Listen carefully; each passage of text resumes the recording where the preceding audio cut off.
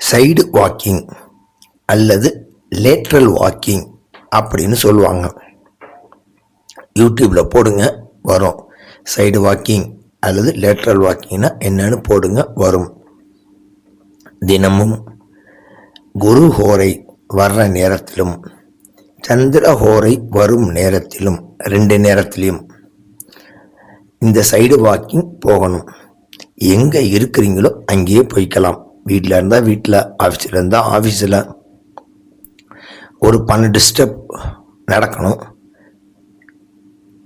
Return 12 step வரணும், திருப்பி 12 step போகணும், திருப்பி ரிட்டர்ன் 12 ஸ்டெப் வரணும். இந்த மாதிரி மொத்தம் 4 தடவை 12 ஸ்டெப்பாக 12 ஸ்டெப் நடக்கணும், திருப்பி ரிட்டர்ன் 12 ஸ்டெப் வரணும், திரும்ப 12 ஸ்டெப் போகணும், திருப்பி 12 ஸ்டெப் வரணும்.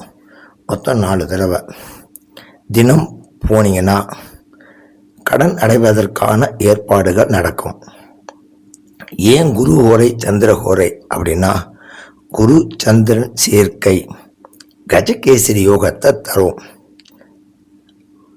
அப்போ காசு பணத்தையும் தரும். கடன் அடைவதற்கான ஏற்பாடுகள் நடக்கும். நல்லதுங்க.